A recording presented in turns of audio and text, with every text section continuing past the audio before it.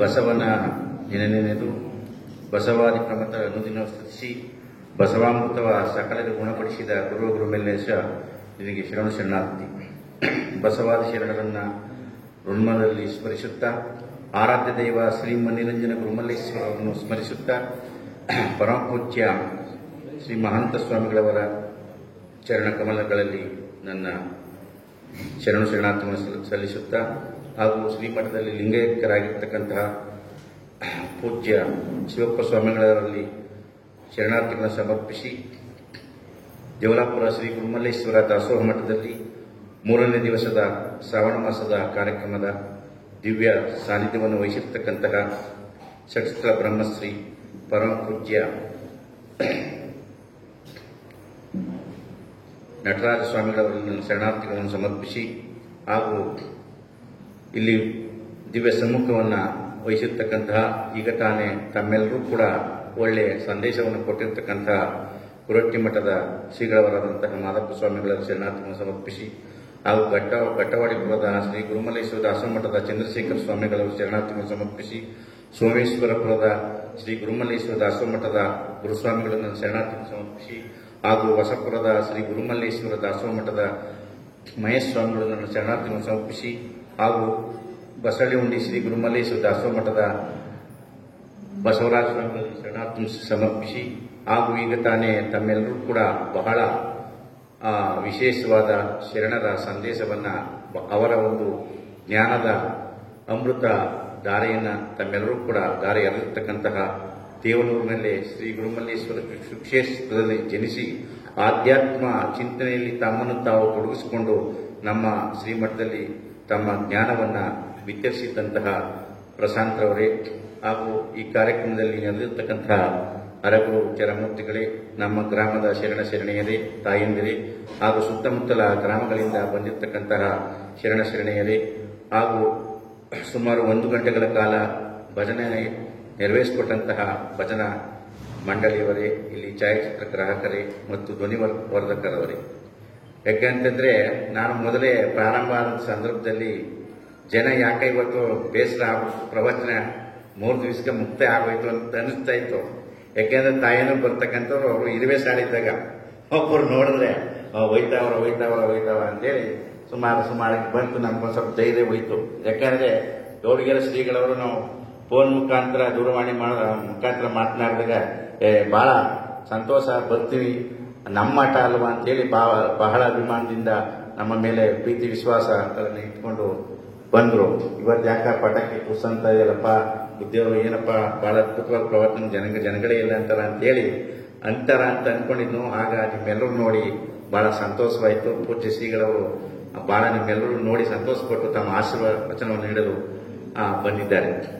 ಈಗಾಗಲೇ ಕುರಟ್ಟಿ ಮಾಧವ ಸ್ವಾಮಿಗಳು ಪ್ರಶಾಂತರವರು ಬಸವಾದಿ ಶರಣರನ್ನ ಕುರಿತು ಹೇಳಿದ್ರು. ಯಾಕೆಂದ್ರೆ ಪ್ರತಿಯೊಬ್ಬರು ಕೂಡ ಗುರುಗಳೇ ಆಗಲಿ, ಮಹಾತ್ಮರೇ ಆಗಲಿ, ಯಾರೇ ಆಗಲಿ ಶರೀರ ರೋಗಮಯ, ಸಂಸಾರ ದುಃಖಮಯ ಅಂತಕ್ಕಂಥದ್ದು. ಪ್ರತಿಯೊಬ್ಬರು ಕೂಡ ಸಂಬಳಗಳು, ದುಃಖಗಳು, ನೋವುಗಳು, ಸಮಸ್ಯೆಗಳು ಇರ್ತದೆ. ಅದಕ್ಕೆ ಬಸವಾದಿ ಶರಣರು ಯಾವ ದೇವ್ರ ಹತ್ರ ಹೋದ್ರು ಏನು ಕೊಡಲ್ಲ, ದೇವ್ರಿಗೆ ನಾವೇ ಕೊಡಲ್ವಾ. ಯಾವ ದೇವ್ರಿಗೆ ತಕ್ಕೋರು ಹಣ್ಣುಕಾಯಿ ತಕ್ಕ ಕೊಡೋರು ಯಾರೋ ಪೂಜೆ ಮಾಡಿಸಿ ದೇವರೇನು ತಿನ್ನಲ್ಲ, ನಾವು ತಕೊಂಡು ಅದನ್ನ ಉಪಯೋಗಿಸ್ತಾ ಇದ್ವಿ. ಅದಕ್ಕೆ ಜಗದಗಲ ಮಿಗಿಯಗಲ ನಿಮ್ಮಗಲ ಪಾತಾಳದಿಂದ ತತ್ತ ನಿಮ್ಮ ಶ್ರೀಚರಣ, ಬ್ರಹ್ಮಾಂಡದಿಂದ ತತ್ತ ಶ್ರೀಮಕುಟ ಅಗಮ್ಯ ಅಗೋಚರ ಲಿಂಗವೇ ಎನ್ನ ಕರಸ್ಥಳದಲ್ಲಿ ಚುಳುಕಾದರೆ ಅಂತ ಬಸವಣ್ಣರು ಹೇಳಿರ್ತಕ್ಕಂಥದ್ದು. ಈ ಭೂಮಿಯಲ್ಲಿ ಸೃಷ್ಟಿ, ಸ್ಥಿತಿ, ಲಯ 3 ಇಲ್ಲೇ ಆಗ್ತಕ್ಕಂಥದ್ದು.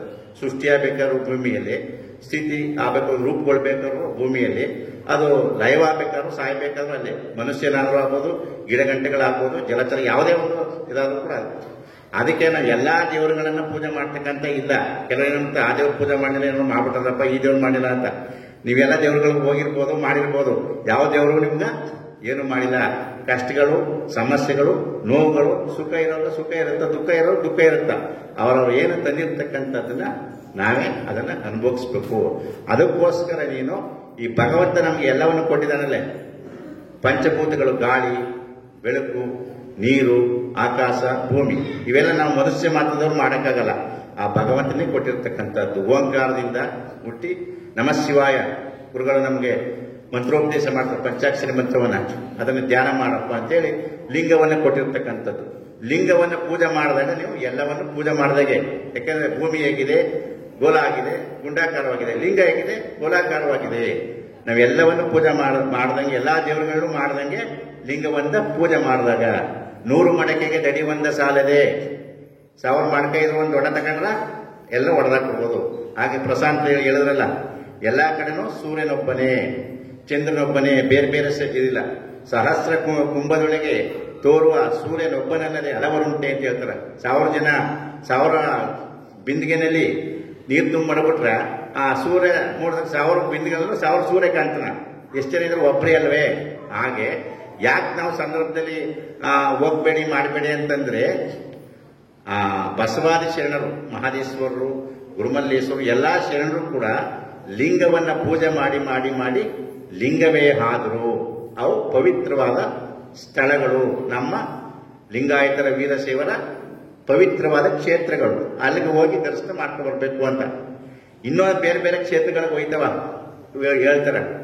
ಅದನ್ನ ನಾವು ಯಾಕೆಂದ್ರೆ ಕಟ್ಟಿದ ಲಿಂಗವ ಬಿಟ್ಟು ಬೆಟ್ಟದ ಲಿಂಗಕ್ಕೆ ಹೋಗಿ ಹೊಟ್ಟೆ ಅಡಿಯಾಗಿ ಬೀಳುವ ಲೊಟ್ಟಿ ಮುಳ್ಳರ ಕಂಡರೆ ಎಡರ ಪಾದರಕ್ಷೆಯ ತೆಗೆದುಕೊಂಡು ಲಟರತ್ನ ಒಡೆಯ ನಮ್ಮ ಅಂಬಿಗರ ಚೌಡೆಯ ಅಂತ ಹೇಳ್ಬಿಟ್ರ. ಅಂಬಿಗರ ಚೌಡೆಯ ಅಂತಂದ್ರೆ ದೋಣಿ ಸಾಕ್ತಕ್ಕಂಥವ್ರು ಶರಣರಾಗ್ತವ್ರು. ಅಲ್ಲಿ ಈ ಕಡೆಯಿಂದ ಎಡೆಗಡೆ ಸಮುದ್ರದಲ್ಲಿ ಅಲ್ಲಿ ಇಲ್ಲಿ ಸಾಗಿಸ್ತಿರ್ತಾರಲ್ಲ, ಈಗಲೂ ಇರ್ತಾರಲ್ಲ, ಆ ಜಾತಿಗೆ ಸಂಬಂಧಪಟ್ಟವರು ಮಹಾತ್ಮರಾಗಿ ಶರಣರಾಗಿ ಈ ವತ್ನಿ ಹೇಳಿರ್ತಕ್ಕಂಥವ್ರು. ಅಂದ್ರೆ ನಮ್ಮ ತಂದೆ ತಾಯಿಗಳನ್ನೇ ಬಿಟ್ಟು ನಾವು ಬೇರೆ ಬೇರೆ ಕೊಯ್ತೀವಲ್ಲ, ಕಡೆಗೆ ಕಳೆದು ಮಾಡ್ಬಿಟ್ಟು ಈಗ ಹೇಳಿದ್ರಲ್ಲ, ಎಲ್ಲ ದೇವ್ರ ಮನ್ಗಳು ಕೂಡ ಕಡೆಗೆ ಕುಂಟುಂಬಿ ಹಾಕಿರ್ತಾರೆ. ಅಂದ್ರೆ ಲಿಂಗ ನಮ್ಗೆ ಎಲ್ಲ ಕೊಟ್ಬಿಟ್ಟಿದ್ದಾರೆ. ನಮ್ಗೆ ಇನ್ನೇನು ಕೇಳ ಅಂತ ಅವಶ್ಯಕತೆ ಇಲ್ಲ. ಇವೆಲ್ಲ ಕೊಟ್ಟಿರೋದ್ರಿಂದ ಅವ್ನಿಗೆ ಕೃತಜ್ಞತೆ, ಥ್ಯಾಂಕ್ಸ್ ಹೇಳೋದಕ್ಕೋಸ್ಕರ ನಾವು ಲಿಂಗವನ್ನ ಪೂಜೆ ಮಾಡಬೇಕು. ಬಸವಾದಿ ಶರಣರು ಏನ್ ಹೇಳಿದ್ದಾರೆ? ಕಾಯಕವನ್ನ ಮಾಡು. ಈಗ ನಾವು ಮಠದಲ್ಲಿ ನಮ್ಮ ಗುರುಗಳು ಭಿಕ್ಷೆ ಮಾಡ್ಕೊಂಡಿರಪ್ಪ, ಕಾಯಕ ಮಾಡಪ್ಪ ಅಂತ ಹೇಳಿದ್ದಾರೆ. ನಾವು ಈಗ ನಿಮ್ಮನ್ನ ಶ್ರಾವಣ ಮಾಸಕ್ಕೆ ನಾವು ಬರದೇ ಹೋದ್ರೆ ಇಷ್ಟು ಜನ ಬರ್ತಿರ, ಅದು ಒಂದು ಕಾಯಕ. ನಮ್ಮ ಮಠದಲ್ಲಿ ಶ್ರಾವಣ ಮಾಸ ಪ್ರವಚನವನ್ನು ಮಾಡ್ತಾ ಇದ್ದೀವಿ, ನೀವೆಲ್ಲರೂ ಬನ್ನಿ. ಯಾಕಂದ್ರೆ ಎಲ್ಲರೂ ಒಂದು ವಿಚಾರ ತಿಳ್ಕೊಂಡಿದ್ದೀರಿ. ಈಗ ಏನೇನು ಹೇಳಿದ್ರು, ಜ್ವರ ಬರುತ್ತಾ ಮನುಷ್ಯನಿಗೆ, ತಲೆನೋವು ಬರುತ್ತಾ, ಹೊಟ್ಟೆ ಎಲ್ಲ ಬರುತ್ತಾ, ಅದಕ್ಕೆ ನಾವು ಹುಷಾರು ಮಾಡ್ಬೇಕಂದ್ರೆ ದೇವರ ಹತ್ರ ಕುತ್ಕೊಂಡು ನಾವು ಹೊಟ್ಟೆ ವಾಸ ಮಾಡಪ್ಪ ಅಂದ್ರೆ ವಾಸಿ ಆಗಲ್ಲ. ಅದು ನಾವು ಎಲ್ಲಿಗೆ ಹೋಗ್ಬೇಕು? ಡಾಕ್ಟರ್ ಹತ್ರ ಹೋಗ್ಬೇಕು. ಔಷಧಿ ಉಪಚಾರಗಳನ್ನ ಪಡ್ಕೊಂಡಾಗ ತಲೆನೋವೇ ಆಗಲಿ, ಹೊಟ್ಟೆ ಇನ್ನೊಂದೇ ಆಗಲಿ, ಅದು ನಿವಾರಣೆ ಆಗುತ್ತೆ. ಅದಕ್ಕೆ ಬಸವಾದಿ ಶರಣ ಹೇಳ್ತಕ್ಕಂಥದ್ದು, ನಿಮ್ಮ ಜೀವನೋಪಾಯಕ್ಕೆ ಕಾಯಕ ಮಾಡು. ಯಾವ ಕಾಯಕನೇ ಮಾಡಲಿ. ಈಗ ನಾವು ಭಿಕ್ಷೆ ಮಾಡ್ಕೊಂಡ್ಬಂದು 4 ಮನೇಲಿ ಭಕ್ತರಿಗೆ ನೀಡ್ತೀವಿ, ನಾವು ಪ್ರಸಾದವನ್ನು ಸೇವನೆ ಮಾಡ್ತೀವಿ. ಅದು ನೀವು ತನುಮನವನ್ನ ದಂಡಿಸಿ ಕಾಯಕ ಮಾಡಿ ಸಂಪಾದನೆ ಮಾಡಿರ್ತಕ್ಕಂಥದ್ದನ್ನ ಇನ್ನೊಬ್ರಿಗೂ ಕೈ ಕಾಲು ಇಲ್ಲದೆ ಇರ್ತಕ್ಕಂಥ ಪೂಜ್ಯ ಶ್ರೀಗಳು ತಗೊಂಡೋಗಿ ಮಾಡ್ತಲ್ಲಿ ದಾಸೋಹ ಮಾಡ್ತಾರೆ ಅಂತೇಳಿ ನೀವು ನೀಡೋದನ್ನ ನಾವು ತಂದು ಇಲ್ಲಿ ಆಸಕ್ತರಿಗೆ ಪ್ರಸಾದ ಇಲ್ಲದೆ ಇರ್ತಕ್ಕಂಥವ್ರಿಗೆ ನಾವು ನೀಡಿದಾಗ ನಿಮ್ಗೂ ಫಲ, ಅವ್ರಿಗೂ ಫಲ, ನಮಗೂ ಫಲ ಅಂತಕ್ಕಂಥದ್ದು. ಅದಕ್ಕೋಸ್ಕರ ಅಂದ್ರೆ ದೇವ್ರ ಪೂಜೆ ಮಾಡಿದಪ್ಪ, ದೇವ್ರ ಪೂಜೆ ಮಾಡಬೇಡಿ ಅಂತ ಹೇಳ್ತಾರಲ್ಲ, ಹೇಳಿದ್ರಲ್ಲ, ನಿಜವಾದ ದೇವರು ತಂದೆ ತಾಯಿಗಳು. ಈಗ ನಿಮ್ಮ ಮಕ್ಕಳನ್ನು ನೀವು ಯಾವ ರೀತಿ ನಮ್ಮ ಮಕ್ಕಳನ್ನ ಕಾನ್ವೆಂಟ್ ಸೇರಿಸಿ ಅವ್ರನ್ನ ಡಾಕ್ಟರ್ ಮಾಡಬೇಕು, ಇಂಜಿನಿಯರ್, ಪ್ರಶಾಂತ್ ಅವ್ರು ಹೇಳೋರಲ್ಲ, ಇಂಜಿನಿಯರ್ ಮಾಡಿಸ್ಬೇಕು, ಇವರು ಯಾರ ಕುರಟ್ಟಿ ಮಾಧವಸ್ವಾಮಿಗಳು ಯಾವ ರೀತಿ ಮಾಡಬೇಕು ಅಂತ ಹೇಳ್ತಿದ್ದಾರೆ. ಅದೇ ರೀತಿ ನಾವು ಕೂಡ ಸಂಸ್ಕಾರವನ್ನ ನಮ್ಮ ಮಕ್ಕಳಿಗೆ ವಿದ್ಯಾವಂತರಾಗಬೇಕು. ಸಂಸ್ಕಾರ ಈಗ ಹೇಳೋರಲ್ಲ, ಮೊಬೈಲ್ನಲ್ಲಿ ಇವತ್ತು ದಿನನಿತ್ಯ ಬರ್ತಕ್ಕಂಥದ್ದು ನಮ್ಮ ಮಕ್ಕಳಿಗೆ. ಮೊನ್ನೆ ಒಂದು ಯಾರೋ ಸ್ಟೇಟಸ್ ಹಾಕಿದ್ರು, ಫೋನ್ನ ನೋಡ್ತಾ ಇರ್ತಾನೆ ಮಗನು, ತಾಯಿ ಫೋನ್ ನೋಡ್ಬೇಡಪ್ಪ, ಊಟ ಮಾಡು, ಸ್ಕೂಲ್ಗೆ ಹೋಗಕ್ಕೆ ಲೇಟ್ ಆಯ್ತು ಅಂತ ಮಗನಿಗೆ ಒಂದು ಏಟನ್ನು ಹೊಡೆದು ಮೊಬೈಲನ್ನು ಕಸ್ಕೊಂಡು ಪ್ರಸಾದಕ್ಕೆ ಊಟ ಮಾಡು ಅಂತ ಹೇಳ್ತಾರೆ. ಆಗ ಅವನಿಗೆ ಬೇಜಾರಾಗುತ್ತೆ, ನನ್ನ ತಾಯಿ ಮೊಬೈಲನ್ನು ಕಿತ್ಕೊಳ್ಳಲ್ಲ, ನೋಡ್ತಾ ಇಲ್ವಲ್ಲ ಅಂತ. ತಾಯಿ ಅದು ಯಾವ ರೀತಿ ಮಾಡಿ ಹಾಕಿದಾರೆ ಗೊತ್ತಿಲ್ಲ, ಅದೊಂದು ಸಂದೇಶ, ಅದು ಜನಗಳಿಗೆ ಸಂದೇಶ. ಅವನು ಬ್ಯಾಕ್ ನಿಜಕ್ಕೂ ಕೂಡ ನಮ್ಮ ಕುರಟ್ಟಿ ಮಾಧವ ಸ್ವಾಮಿಗಳು ಒಳ್ಳೆ ಸಂದೇಶವನ್ನು ಕೊಟ್ಟರು. ಅದಕ್ಕೋಸ್ಕರ ಇಂಥ ಏನೇ ಒಂದು ಸತ್ಪಾತ್ರಕ್ಕೆ ಇಂಥ ಕಾರ್ಯಕ್ರಮಗಳಿಗೆ ಬಂದು ತಾವೆಲ್ಲ ಭಾಗವಹಿಸಿ ಅದನ್ನು ಕೇಳಿ ನಿಮ್ಮ ಮಕ್ಕಳು ಕೂಡ ಒಂದು ಬೋಧನೆಯನ್ನ, ಒಂದು ಸಂಸ್ಕಾರವನ್ನ ಕೊಡ್ತಕ್ಕಂಥ ಇಂಥ ಪೂಜ್ಯ ಶ್ರೀಗಳು, ಇಂಥ ನಮ್ಮ ಪ್ರಶಾಂತರವರು ಇರ್ತಕ್ಕಂಥ ಸಂದೇಶವನ್ನು ಒಂದನ್ನಾದ್ರೂ ನಾವು ಮಕ್ಕಳಿಗೆ ಒಂದು ಬೋಧನೆ ಮಾಡಿದ್ರೆ, ಹೇಳೋರು ನಾವೇನೇ ಪೂಜೆ ಮಾಡದೇ ಇದ್ರು ಕೂಡ ಒತ್ತಾಡ ಎದ್ದು ಅಗ್ಗವಣಿ ಪತ್ರೆ ತಂದು ಒತ್ತು ಹೋಗದ ಮುನ್ನ ಪೂಜಿಸಿ ಲಿಂಗವ, ಒತ್ತು ಹೋದ ಬಳಿಕ ನಿನ್ನ ನಾರು ಬಲ್ಲರು ಅಂತ ಹೇಳ್ತಾರೆ ಶರಣರು. ಕೈಕಾಲು ಗಟ್ಟಿಯಾಗಿದ್ದಾಗೆ ಪೂಜೆ ಮಾಡಬೇಕು ಅಂತ. 80 ವರ್ಷ 90 ವರ್ಷ ಆದ್ಮೇಲೆ ಲಿಂಗ ಪೂಜೆ ಮಾಡ್ಬೇಕಪ್ಪ, ಇಟ್ಕೊಂಡ ಪೂಜೆ ನೀರು ತಂದು ಕೊಡು, ಅರ್ಥನ್ ಕೊಡು ಅಂದ್ರೆ ಮಕ್ಳು ಇರ್ತಾವ್ರು ಸಾಕು ಮಾಡಿರೋದೇ ಕುಂತ್ಕೊಳ್ತಾರ. ಅದಕ್ಕೋಸ್ಕರ ನಾವು ಕೈ ಕಾಲು ಗಟ್ಟಿಗಿದ್ದಾಗ ಅವರಿಗೆ ಒಂದು ಕೃತಜ್ಞತೆಯಿಂದ ಭಗವಂತ ಇವೆಲ್ಲ ಕೊಟ್ಟಿದ್ದಾನಲ್ಲ ನಮ್ಗೆ, ಸಂಪತ್ತು, ಗಾಳಿ, ಬೆಳಕುಣಿ, ಅದಕ್ಕೋಸ್ಕರ ಕೃತಜ್ಞತೆ ಸಲ್ಲಿಸೋದಕ್ಕೋಸ್ಕರ ಇಷ್ಟು ಲಿಂಗವನ್ನ ಪೂಜೆ ಮಾಡ್ತಕ್ಕಂಥದ್ದು. ಅದಕ್ಕೋಸ್ಕರ ನಾವು ಈಗ ವಚನ ಪಾಠ್ಯನ ಶಾಲೆಯನ್ನು ಯಾಕೆ ಪ್ರಾರಂಭ ಮಾಡುವ ಅಂತಂದ್ರೆ ನಾವು ದಿನನಿತ್ಯ ವಾರಕ್ಕೊಂದ್ಸರಿ ಮಕ್ಕಳಿಗೆ ನಾನು ನಿಮ್ಮ ಮನೆಗೆ ಬಂದು ಇಲ್ಲರ ನೀವೇ ಬಂದು ಯಾರೋ ನಿಮ್ಮ ಮಕ್ಕಳನ್ನ ಇಲ್ಲಿನ ಮಠಕ್ಕೆ ವಾರದಲ್ಲಿ ಒಂದು ದಿವಸ ನಮ್ಮ ವಚನ ಕುಮಾರಸ್ವಾಮಿ ಅವರು ಬಂದು ವಚನವನ್ನು ಹೇಳ್ಕೊಟ್ಟು ಆ ವಚನ ಅರ್ಥವನ್ನು ಹೇಳ್ತಾರೆ. ಒಂದು ಬುಕ್ಸ್ ಇಟ್ಕೊಂಡು ನೀವು ಅದನ್ನು ಕಲ್ತು ವಾರಕ್ಕೋಸ್ಕರ ಇನ್ನೊಂದು ರಿಪೀಟ್ ಆಗಿ ಅದನ್ನು ಕಲ್ತ್ಕೊಂಡು ಹೇಳಿದ್ರೆ ಮುಂದಿನ ವರ್ಷ ಆಗ್ಬೋದು. ನೀವೆಲ್ಲರೂ ಕೂಡ ಅದನ್ನು ಲಾಭವಾಗಿ ಆಡ್ತಕ್ಕಂಥದ್ದು, ಭಜನೆ ರೂಪದಲ್ಲಿ ಸಂಗೀತ ರೂಪದಲ್ಲಿ ಆಡ್ತಕ್ಕಂಥದ್ದನ್ನು ಕೂಡ ನಾವು ಮುಂದೆ ಆಡ್ತಕ್ಕಂಥ, ಈಗ ಟಿವಿಲೆಲ್ಲ ಬರಲ್ವಾ ವಚನ ಆಡ್ತಕ್ಕಂಥದ್ದು, ಭರತನಾಟ್ಯ ಮಾಡ್ತಕ್ಕಂಥದ್ದು. ಆಗ ನಿಮಗೆ ಜ್ಞಾನಾರ್ಜನೆ ಉಂಟಾಗುತ್ತೆ. ವಚನ ಓದ್ತಾ ಎಲ್ಲ ಶರಣರ ವಚನಗಳು, ಅವ್ರು ಏನು ಮಾಡಿದ್ರು, ಏನು ಸಾಧನೆ ಮಾಡಿದ್ರು, ಅವರ ಆಚಾರ ವಿಚಾರಗಳೇನು ಅಂತಕ್ಕಂಥದ್ದು ನಿಮ್ಮೆಲ್ಲರೂ ಅರಿವಾಗುತ್ತೆ. ಅದಕ್ಕೋಸ್ಕರ ಎಲ್ಲ ತಾಯಿನೂ ಕೂಡ ಯಾವುದೇ ಥರದ ಅನ್ಕೊಳ್ಳದೆ ಯಾರು ನಿಮ್ಮ ಮಕ್ಕಳನ್ನ ಈ ಒಂದು ಪಾಠಶಾಲೆಗೆ ಸೇರ್ತಾರೆ ಅವರು ತಾವೇ ಬಂದು ನಮ್ಮಲ್ಲಿ ಒಂದು ನೋಂದಣಿಯನ್ನು ಮಾಡಿದಾಗ ಒಂದು ಫೋನ್ ಮುಖಾಂತರ ನಾವು ನಿಮ್ಮೆಲ್ಲರಿಗೂ ಆ ಒಂದು ಮಾಹಿತಿನ ತಿಳಿಸಿ ಅವ್ರು ಯಾವತ್ತು ಬರ್ತಾರೆ, ಒಳ್ಳೆ ಸಂಸ್ಕಾರವನ್ನು ಕೊಡ್ತಕ್ಕಂಥದ್ದು. ನೀವೆಲ್ಲರೂ ಸೇರಿ ಇಂಥ ಒಂದು ಭವ್ಯವಾದ ಕಟ್ಟಡವನ್ನು ಇಂಥ ಕಾರ್ಯಕ್ರಮಗಳಿಗೆ ಒಂದು ಯೋಗ ಮಾಡ್ತಕ್ಕಂಥ ಕಾರ್ಯಕ್ರಮ ಅದನ್ನು ನಾವು ಯೋಚನೆ ಮಾಡ್ತಾ ಇದ್ದೀವಿ. ಬೆಳಿಗ್ಗೆ ಎದ್ದು ಯಾರು ಯೋಗ ಕೊಟ್ಟರೆ ಆರೋಗ್ಯ ದೃಷ್ಟಿಯಿಂದ ಅದು ಯೋಗ ಒಳ್ಳೆಯದು. ಯೋಗ ಕಲಿತಕ್ಕಂಥವ್ರು ಅದನ್ನು ಮುಂದಿನ ವರ್ಷದಲ್ಲಿ ಯಾರು ಯೋಗ ಕಲ್ತಿರ್ತಕ್ಕಂಥವ್ರು ಅದನ್ನು ನಡೆಸ್ಕೊಡ್ತಾರೆ, ಅದನ್ನು ನಡೆಸ್ಕೊಟ್ಟು ಹೋಗ್ತಕ್ಕಂಥದ್ದು ನನ್ನ ಮನಸ್ಸಿನಲ್ಲಿದೆ. ನೀವೆಲ್ಲರೂ ಕೂಡ ಇಂಥ ಒಂದು ಪುಣ್ಯ ಕಾರ್ಯಕ್ರಮದಲ್ಲಿ, ಯಾಕೆ ಪೂಜ್ಯ ಶ್ರೀಗಳು ಮಾತನಾಡಬೇಕು ವೇಳೆ ಆಗಿದೆ, ನೀವೆಲ್ಲ ಕೆಲಸಗಳ ಕಾರ್ಯಕ್ರಮಗಳು, ನೋವುಗಳು, ಸಮಸ್ಯೆಗಳು, ಹಬ್ಬದ ಕೆಲಸಗಳು ಇದ್ರೂ ಕೂಡ ಇವತ್ತು ಕಾರ್ಯಕ್ರಮದಲ್ಲಿ ಹೆಚ್ಚಿನ ರೀತಿಯಲ್ಲಿ ತಾವೆಲ್ಲರೂ ಬಂದಿದ್ದೀರಿ. ಈ ಕಾರ್ಯಕ್ರಮದಲ್ಲಿ ಭಾಗಿಯಾಗಿ ಪುನೀತರಾಗಿದ್ದೀರಿ. ಪೂಜ್ಯ ಶ್ರೀಗಳು ಆಶೀರ್ವಚನವನ್ನು ನೀಡುತ್ತಿದ್ದಾರೆ. ಇನ್ನೂ 2 ದಿವಸ ನಾಳೆ ಮತ್ತು ನಾಳೆ ಹಾಸ್ಯ ಕಾರ್ಯಕ್ರಮ ಮತ್ತು ಜಾದು ಕಾರ್ಯಕ್ರಮ ನಾಳೆ ಇದೆ. ಭರತನಾಟ್ಯ ನಮ್ಮ ಗ್ರಾಮದವರು ಹುಡುಗಿ ಮಾಡ್ತಾರೆ. ಯೋಗವನ್ನು ಕೂಡ ನಮ್ಮ ಗ್ರಾಮದಲ್ಲಿ ಒಂದು ವಿದ್ಯಾರ್ಥಿ ಯೋಗವನ್ನು ಹೇಳ್ಕೊಡ್ತಕ್ಕಂತಹ ತೋರಿಸ್ತಕ್ಕಂಥ ಒಂದು ಪ್ರದರ್ಶನ ನೀಡಲಿದ್ದಾರೆ. ಇವತ್ತಿನ ಪ್ರಸಾದ ವ್ಯವಸ್ಥೆಗೆ ನಮ್ಮ ಗ್ರಾಮದವರು ಇವರೆಲ್ಲರೂ ಕೂಡ ಸಹಕರಿಸಿದ್ದಾರೆ ಅಂತ ಹೇಳ್ತಾ, ಈರಪಟ್ಟಿ ಮಹದೇವಪ್ಪನವರು, ಮುಳ್ಳೂರು ದೇವಣ್ಣ ನಾಗರಾಜರವರು, ರಾಮಣ್ಣವರು, ಮೇಗಲಟ್ಟಿ ನಂಜುಂಡಪ್ಪನವರು, ಅಂಕಪಟ್ಟಿ ರುದ್ರವರು, ಬೆಳ್ಳಮಟ್ಟಿ ಮಾದಪ್ಪನವರು, ಸತೀಶ್ ಮಿಲ್ ರವರು, ಕುಳ್ಳಪಟ್ಟಿ ಸುರೇಶ್ ರವರು, ಅಂಕಪಟ್ಟಿ ಕೃಷ್ಣಸ್ವಾಮಿಯವರು, ಅಂಕಪಟ್ಟಿ ಕುಮಾರ್ ಅವರು, ಪೋಸ್ಟ್ ಮಾದೇವನ ಮಗ ಮಹದೇವಸ್ವಾಮಿಯವರು, ಅಂಕಪಟ್ಟಿ ಕುಮಾರ, ನಂಜುಂಡಸ್ವಾಮಿ ಗ್ರಂಥಾಲಯ ಮತ್ತು ಬಸವಲಿಂಗರವರು ಇವತ್ತಿನ ಕಾರ್ಯಕ್ರಮದ ಒಂದು ಸೇವೆಯನ್ನು ಸಲ್ಲಿಸಿದ್ದಾರೆ. ಅವ್ರಿಗೆ ನಿಮ್ಮೆಲ್ಲರೂ ಕೂಡ ಬಸವಾದಿ ಶರಣರು ಸನ್ಮಾನವನ್ನು ಉಂಟು ಮಾಡಲಿ ಅಂತೇಳಿ ಆಯುಷ್ವಾರಗಳನ್ನು ಕೊಟ್ಟು ಕಾಪಾಡಲಿ ಅಂತೇಳಿ ನನ್ನ 4 ಮಾತು ನಂಬಿಸ್ತಾ ಇದ್ದೀನಿ.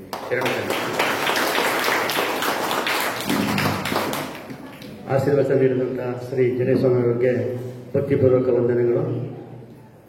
ಈಗ ಶ್ರೀ ಗುರುಮಲ್ಲೇಶ್ವರ ದಾಸೋಹ ಮಠ ಕುರಟ್ಟಿ ಪೂಜ್ಯ ಮಾದಪ್ಪ ಸ್ವಾಮಿಗಳವರು ನಮ್ಮ ಪೂಜ್ಯ ಜಡೇಸ್ವಾಮಿಗಳವರಿಗೆ ಒಂದು ಗೌರವ ಸಮರ್ಪಣೆ ಮಾಡಬೇಕು ಅಂತೇಳಿ ಅಭಿಲಾಷೆಯನ್ನು ಹೊಂದಿದ್ದಾರೆ. ಚಂದ್ರಶೇಖರ ಸ್ವಾಮಿಗಳವರು ಮತ್ತು ಕುರಟ್ಟಿ ಸ್ವಾಮಿಗಳವರಿಂದ ಪೂಜ್ಯ ಜಡೇಸ್ವಾಮಿಗಳವರಿಗೆ ಗೌರವ ಸಮರ್ಪಣೆ.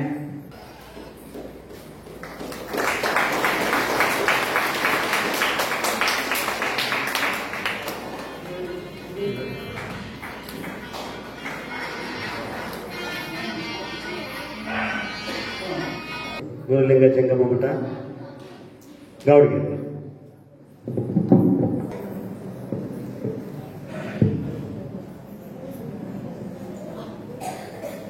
ಸ್ವಾನುಭಾವದ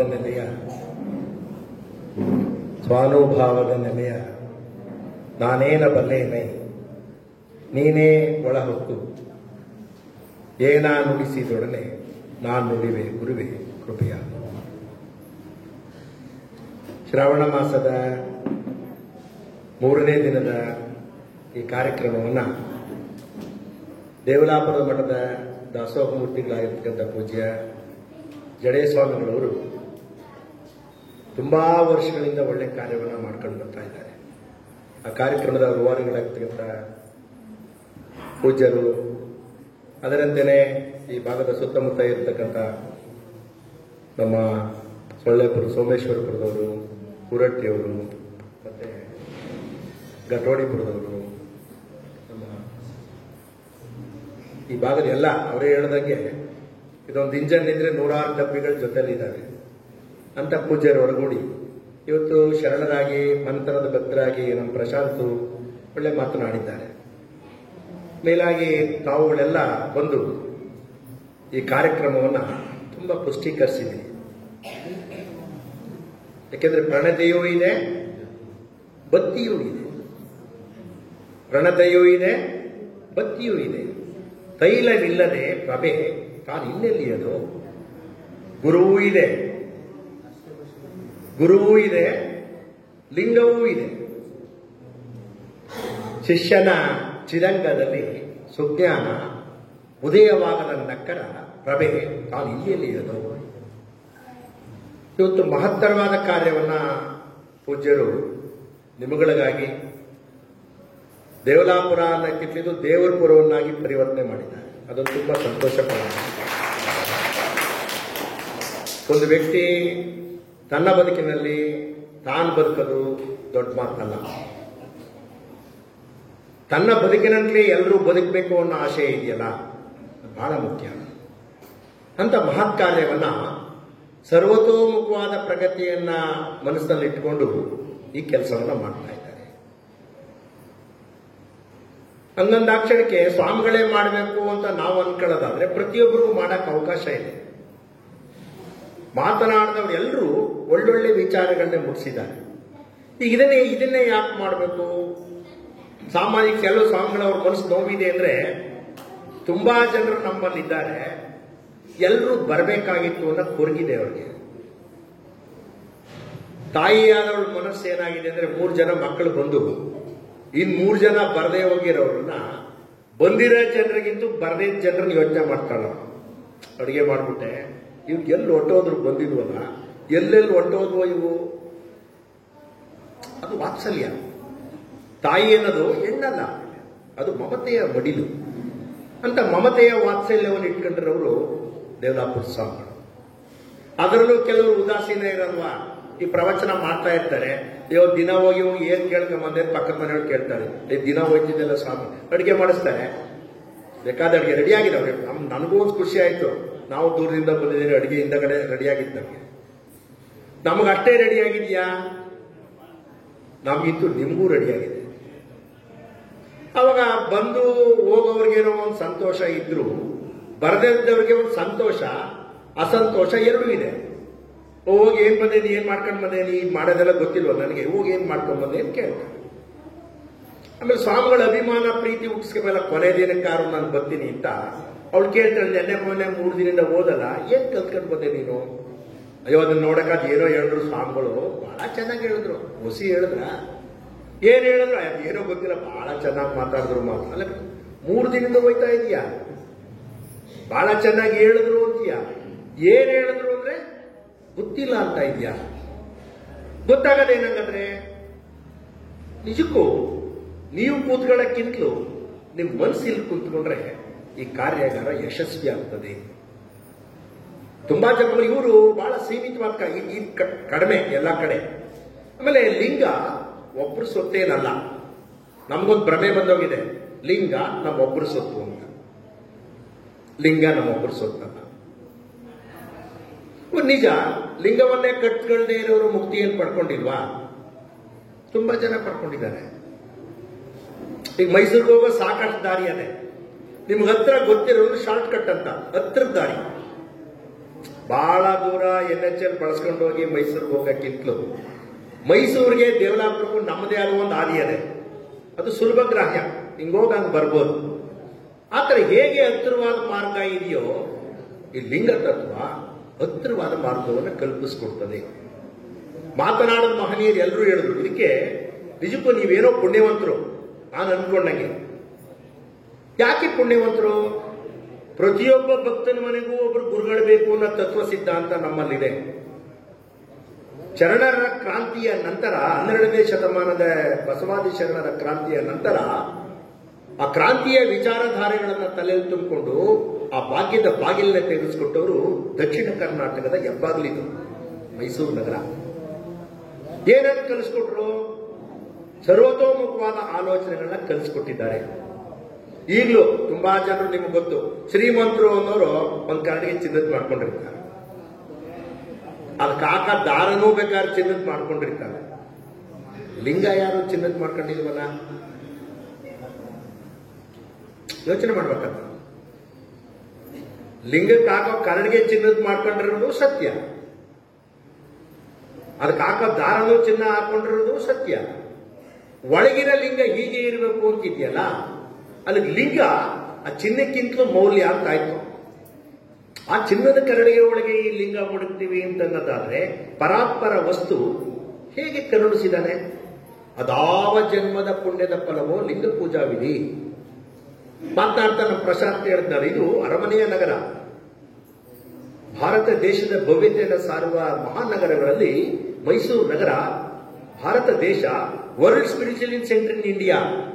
ಪ್ರಪಂಚಕ್ಕೆ ಭವ್ಯತೆಯನ್ನ, ಸಂಸ್ಕಾರವನ್ನ, ಸಂಬಂಧವನ್ನ, ನಾಗರಿಕತೆಯ ಕೊಟ್ಟಂತ ನಗರಗಳಲ್ಲಿ ಕರ್ನಾಟಕ ಹೆಬ್ಬಾಗಲಾಗಿವೆ. ಆಗಲೂ ಹಿಂಗೆ ಅವ್ರು ಹೇಳಿದ್ರಲ್ಲ, ಈ ಕಾಲ ಆ ಕಾಲ ಅಂತೇನಿಲ್ಲ. ಎಲ್ಲಾ ಕಾಲದಲ್ಲೂ ಒಂದೇ ವಿಚಾರ, ಬಳಕೆ ಮಾಡೋ ವಿಧಾನ ಬೇರೆ ಬೇರೆ ತರ ಇದೆ. ಆವಾಗ ನಾಲ್ವಡಿ ಕೃಷ್ಣರಾಜ ಒಡೆಯರ್ ಕಾಲದಲ್ಲೇ ಇಂಥ ಪುರಾಣ ಮಂಗಲ ವಚನ ಮಾಡುವಾಗ ಎಲ್ಲ ವಿದ್ವಾಂಸರು, ಭಾರಿ ಸುಶಿಕ್ಷಿತ ಸಮಾಜವನ್ನ ಕಂಡಂತವ್ರು, ಬಹಳ ನಾಗರಿಕ ಸಮಾಜ ಅಂತವ್ರ ಮಧ್ಯೆ ಯಾರೋ ಕುಂತ್ಕೊಂಡು ಕೇಳಾಗ ಅಯ್ಯೋ ಭಾರಿ ಪುರಾಣ ವಚನಗಳನ್ನ ನಡೀತಾ ಇತ್ತು, ಕೇಳ್ತಾ ಇದ್ರು. ಕೇಳುವ ಮಧ್ಯೆ ಈಗೆಲ್ಲ ಯಾರಿದ್ದಾರ ಆ ತರ ಪ್ರಶ್ನೆ ಮಾಡ್ತಾರೆ. ಸಮಯ ಕೂತಿದ್ದವ್ರು ಯಾರೋ ಪ್ರಶ್ನೆಗೆ ಉತ್ತರ ಕೊಡೋರಲ್ಲ. ಅಲ್ಲಿ ನಿಜ ಇರ್ಬೋ, ಈಗ ಯಾರಿದ್ದರು ಅದು ನಿಜ. ಬಸವಣ್ಣವ್ರ ತತ್ವ ಎಷ್ಟು ಸುಲಭ ಅಂದ್ರೆ, ಅವೇ ಬಸವಣ್ಣವ್ರು 2 ಮದುವೆ ಮಾಡ್ಕೊಂಡಿಲ್ವಾ, ನಾವು ಮಾಡ್ಕೊಂಡ್ರೇನು ಸುಲಭ. ಅವ್ರು ಶರಣರು ಕಡೆಯ, ಅದಕ್ಕಾಗಿ ಹುಟ್ಟಿದ್ರು. ನಾವು ಮಾಡಕ್ಕಾಯ್ತದ ಆ ಕೆಲಸನ? ಮಾಡಕ್ಕಾಗಲ್ಲ. ಸುಲಭ ನೋಡಿ. ಹೇಗೆ ಮನುಷ್ಯನ ಜ್ಞಾನ ಕೆಲವು ಕಠಿಣ ಮಾಡ್ಕೊಳ್ತಾನೆ, ಕೆಲವನ್ನ ಸುಲಭಗೊಳಿಸ್ಕೊಳ್ತಾನೆ. ಮಹಾತ್ಮರ ಹುಟ್ಟಿದ್ ಬಂದಿಲ್ಲಪ್ಪ, ನಾವು ಮಾಡಕ್ಕಾಗತ್ತ ಆ ಕೆಲಸನ? ಅವರೇ ಸರಳವಾಗಿ ಕೆಲಸ ಮಾಡಿದ್ರೆ ಅಂತ ಗುರುಮಲ್ಲೇಶ್ವರರೇ ಮಾಡ್ತಿರ್ಲ್ವಾ, ನಾವು ಮಾಡಿದ್ರೇನು?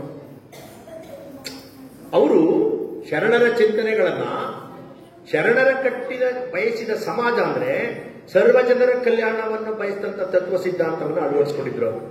ಆವಾಗ ಎಲ್ಲರಿಗೂ ಗೊತ್ತು. ಕರಳು ಬಗದ್ರು, ಪವಾಡ ಮಾಡಿದ್ರು. ವೈಜ್ಞಾನಿಕವಾಗಿ ವಿಸ್ಮಯ ಆಗುವಂತ ವಿಜ್ಞಾನಕ್ಕೆ ಸವಾಲಾಗಿ ಅವ್ರ ತಾಯಿ ಮಾತೃವಾತ್ಸಲ್ಯ, ಗಂಜಿ ಬಸಿದ ತಾಯಿ, ಯಾಕಪ್ಪ ಈ ಕೆಲಸ ಮಾಡಿದೆ, ನೀನ್ ಮಾಡಬಾರ್ದಿತ್ತು ಅಂತೇಳಿ ಆ ಗಂಜಿಯನ್ನ ತಗೊಂಡು ಪ್ರಸಾದವಾಗಿ ಸಾರ್ತಾರೆ. ನಮ್ಮಂತ ಸ್ವಾಮಿಗಳಾಗಿದೆ ಅರಮನೆಯಲ್ಲೇ ಕೊಟ್ಬಿಡೋ ಮರಯ್ಯ, ಯಾಕೆ ನೀನ್ ಮಡಿಕೊಂಡಿದ್ದೀಯಾ? ಅವ್ರೇನ್ ಕೇಳ್ತಾರೆ ಅಂದ್ರೆ, ನಿಮ್ಗೆ ಏನ್ ಬೇಕು ಅಂದಾಗ ಕೊಡಕ್ ನಿಂದೇನಿದೆ? ಕೊಡೋದೇನಾರು ಇದ್ರೆ ನಿನ್ನ ಬೆವರ ಹನಿಯ ಫಲವನ್ನು ಕೊಡು ಅಂತ ಕೇಳ್ತಾರೆ. ಆಗ ಮಹಾರಾಜರು ಅನ್ನೋದು ಬಿಟ್ಬಿಟ್ಟು, ಮಹಾರಾಜತ್ವವನ್ನು ಬದಿಗಿಟ್ಬಿಟ್ಟು ಒಬ್ಬ ಯೋಧನಾಗಿ, ಒಬ್ಬ ಕಾರ್ಮಿಕನಾಗಿ, ಒಬ್ಬ ಕೆಲಸದವನಾಗಿ ತನ್ನ ಶ್ರಮದ ಪ್ರತಿಫಲವನ್ನ ಕೊಡೋದನ್ನು ಮಾಡ್ತಾನೆ. ಆಗ ಏನೂ ಬೇಡ ಅಂದಾಗ ಕಾಲಕ್ಕೆ ಅಗ್ರ ಕೊಟ್ಟು ಭಿಕ್ಷಾವೃತ್ತಿಯನ್ನು ಕೊಡ್ತಾನೆ. ನೀವು ಎರಡೂ ವಿಚಾರಗಳನ್ನ ನಿಮ್ ಕಣ್ಮುಂದೆ ಇಟ್ವಿ. ಲಿಂಗದ ಮಹತ್ವವನ್ನ, ಜಂಗಮ ತತ್ವದ ವಿಚಾರವನ್ನ, ಸದಾ ದೇವರಿಗೆ ನೈವೇದ್ಯ ಮಾಡೋದು. ನಿಮ್ ಮನೆಗೆ ಬಂದು ಭಿಕ್ಷಾ ಸ್ವಾಮಿಗಳು ಬಂದ್ರೆ ಶಿವಗಣಗಳಿಗೆ ಕಂತೆ ಭಿಕ್ಷಾ. ಪ್ರತಿಯೊಬ್ಬ ಭಕ್ತನ ಮನೆಯ ತುದಿಗೆ ಇರಬೇಕು ಅಂತ ಅನ್ಬೇಕು ಅಂದ್ರೆ ಒಬ್ಬರು ಜಂಗಮರು ಬೇಕು. ಜಂಗಮ ಅಂತಂದ್ರೆ ಜನನ ಗಮನ ಮರಣ ರಹಿತವಾಗಿನ ಸಿದ್ಧಾಂತವನ್ನು ಕೊಡುವ ಮಹನೀಯ. ಮಾಡಿದಾಗ ಒಂದು ಎಡೆ ಕೊಡ್ತು ಅಂದ್ರೆ ಸರ್ವ ಸಮರ್ಪಣಾ ಭಾವ. ಊರಲ್ಲಿ ಇದು ಇಲ್ಲಿ ತನಕ ಬಂದ್ರೆ ಇದು ಅಕ್ಷಯ. ಮನೇಲಿ ಮಾಡಿದ ಅಡಿಗೆ ಅದೊಂಥರ. ಎಷ್ಟೋ ಜನ ವಯಸ್ಸಾಗಿರೋ ನೀವು ಮಾಡಿರೋ ಅಡಿಗೆ ಚೆನ್ನಾಗಿಲ್ಲ ಅಂತ ಹೆಂಡತಿ ಜೊತೆಲೋ ಸೊಸೆ ಜೊತೆಲೋ ಜಗಳ ಮಾಡ್ಕೊಂಡ್ ಬಂದ್ರೆ ಇಲ್ಲಿ ಊಟ ಮಾಡಕ್ ಬಂದಿದ್ರು ಅಂದ್ರೆ ಅದು ಸಮರ್ಪಣಾ ಭಾವ. ಈ ಮಠಕ್ಕೆ ಮಹಾದ್ವಾರ ಹಾಕಿರೋದು ಯಾಕೆಂದ್ರೆ ಅಲ್ಲೂವೆ ಈ ತಲೆಯಲ್ಲಿರೋದನ್ನೆಲ್ಲ ಅಲ್ಲಿ ಕಟ್ಬಿಟ್ಟು ನಿರ್ಮಲವಾದ ಭಾವನೆ ಏನ್ ಬರ ಅಂತ. ಈ ಸ್ವಲ್ಪ ಹೊತ್ತಾರೋ ಕೂತ್ಕೋಬೇಕಲ್ಲ, ಸುಮ್ ಕುಂತ್ಕೊಳ್ಳೋದು ದೊಡ್ಡ ತಪಸ್ಸು. ಸುಮ್ ಕುಂತ್ಕೊಳ್ಳಕ್ ಆಗದೇ ಇಲ್ಲ ಮನುಷ್ಯ. ಕೆಲವರು ಸುಮ್ಮನೆ ಕೂತ್ಕೋತಾರೆ. ಸ್ವಾಮಿಗಳೆಂದ್ರೆ ಅಂತಾರೆ, ಪಕ್ಕದ ಮನೆಯೊಳಗೆ ಹೋಗ್ಬಿಟ್ಟವಳೆ, ನಾನು ಹೋಗದೆ ಹೋದ್ರೆ ಏನಂದರು. ಇನ್ನೊಬ್ಳು ಭಾರಿ ಶ್ರೀಮಂತ, ಅಯ್ಯೋ ಹೋಗಿದ್ ಬರ್ತಾರೆ ಬಿಡು, ಅವ್ರಿಗೆ ಇನ್ನೇನು ಕೆಲಸ ಇನ್ನೇನು ಇಲ್ಲ. ಆವಾಗ ಆ ಸ್ವಾಮಿಗಳು ಕೇಳ್ತಾರೆ, ಹೋಗಿದ್ರಲ್ಲ ಏನೇನ್ ಫಲ ಪಡ್ಕೊಂಡು ಬಂದ್ರಿ ಅಂತ ಕೇಳಿದಾಗ ಸತ್ಸಂಗದಿಂದ ಏನೇನಾಗತ್ತೆ? ಸುಭಾಷಿತ್ಕಾರ ಹೇಳ್ತಾನೆ, ತತ್ಸಂಗಾತ್ ಕೇಶವೇ ಭಕ್ತಿ ಗಂಗಾತ್ ಬಸನಿ ಭಜನ ಅಸಾರೆ ಕಲಸಂಸಾರೆ ಪ್ರೇತ ಕಾರ್ಯಾಣಿ ಪೂರ್ವತೆ. ಎಲ್ಲ ಆಗಿ ಕೊನೆ ದಿನ ಊಟ ಮಾಡೋ ಟೈಮ್ ಗಂಟೆ ಎಲ್ಲಾಡ್ಸಕ್ ಬಂದ್ಬಿಟ್ಟು, ಸ್ವಾಮಿ ಎಲ್ರಿಗೂ ಧರ್ಮ ಹೇಳಿದ್ರಿ, ನನಗೂ ಒಂದೆರಡು ಮಾತು ಧರ್ಮ ಹೇಳಿ ಸ್ವಾಮಿಗಳೇ ಅಂತ ಹೇಳ್ಕೊಂಡು. ಸ್ವಾಮಿಗಳು ಹೇಳದೆ ಹೋದ್ರೆ ವ್ಯವಹಾರ ಇದೆ, ವ್ಯವಸ್ಥೆ ಇದೆ, ಹೇಳಿ ಕೇಳಿ ಮುಖ್ಯಸ್ಥ ಜಾಗದಲ್ಲಿ ಇರ್ತಾರೆ ಅವರು, ಶ್ರೀಮಂತಿಕೆ ಇದೆ. ಹೇಳಕ್ಕಾಗಲ್ಲ ಅಂದ್ರೆ ಧರ್ಮಸಂಕಟ ಸ್ವಾಮಿಗಳಿಗೆ ಏನೂ ಗೊತ್ತಿಲ್ಲ ಅಂತ.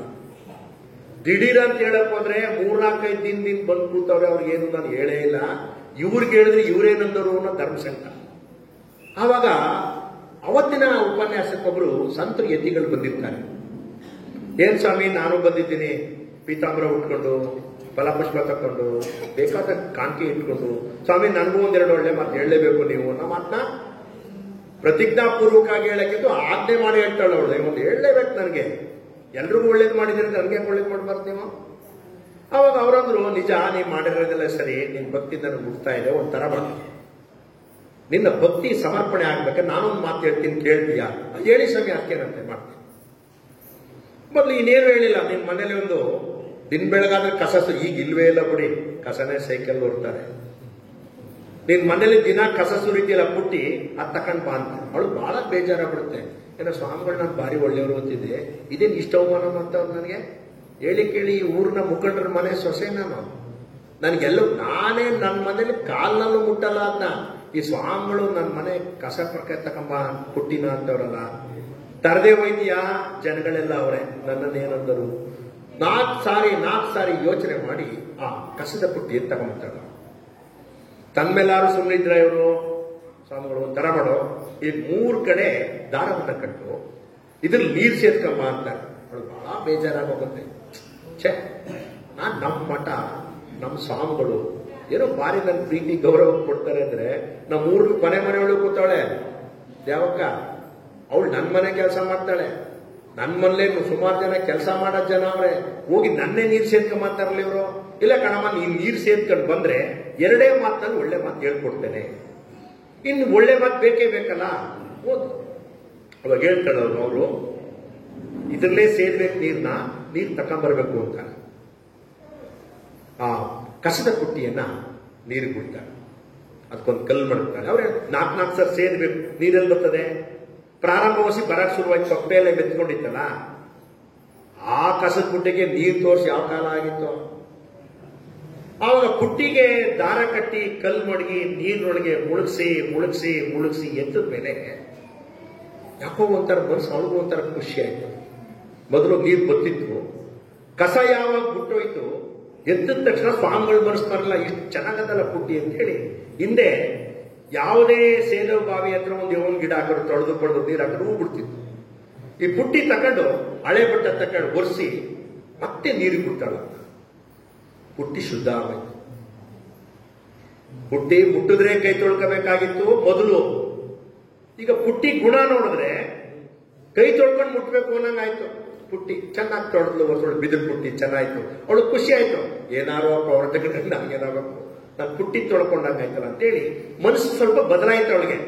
ಅಲ್ಲೇ ಗಿಡದಲ್ಲಿ ಹಾಕ ಹೂವಾಗ್ಬಿಟ್ಟಿದ್ದು ಆ ಪುಟ್ಟಿ ತುಂಬ್ಕೊಂಡು ಆ ಪುಟ್ಟಿಗೆ ನನ್ನ ಚಿಕ್ಕ ತಟ್ಟಲ್ಲಿ ತಂದಿದ್ದು ಪುಟ್ಟಿಗೆ ಹಾಕೊಂಡು ವಸ್ತ್ರನ ಮುಚ್ಕೊಂಡು ತಂದ್ಬಿಟ್ಟು, ಸ್ವಾಮಿ ನೀವು ಹೇಳಿದ ಮಾತು ಕೇಳಿದೆ, ಪುಟ್ಟಿ ತಂದಿದ್ದೀನಿ, ಈಗಲಾದ್ರೂ ಹೇಳಿ ಸ್ವಾಮಿ ಅಂತ ಹೇಳ್ತಾರೆ. ಛೇ, ನಾನು ಹೇಳೋದೇನೇ, ಈಗ ನೀನ್ ಹೇಳ್ಬೇಕು ಒಳ್ಳೆ ಮಾತನ್ನ. ನೀರಿನ ಸಂಘದಿಂದ ತೊಪ್ಪೆ ಬಿಟ್ಟೋಯ್ತು. ಏನು ಯಾರು ಹೇಳು ಉಪದೇಶನೂ ಮಾಡಿಲ್ಲ, ಅದಕ್ಕೆ ಸಂಸ್ಕಾರನೂ ಕೊಟ್ಟಿಲ್ಲ.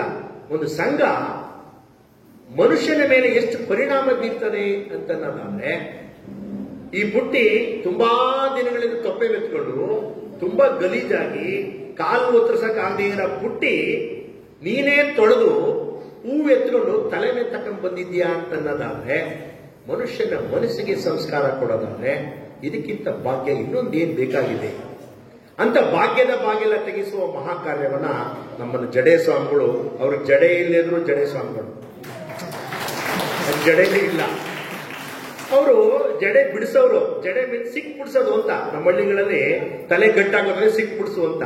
ಈ ಜಡೆ ಸ್ವಾಮಿಗಳದ್ದೇನು ಅಂದ್ರೆ ಜಗದ ಜಂಜಡವನ್ನ ಸಿಕ್ ಬಿಡಿಸುವ ಮಹಾಕಾರ್ಯವನ್ನ ಮಾಡ್ತಾ ಇದ್ದಾರೆ.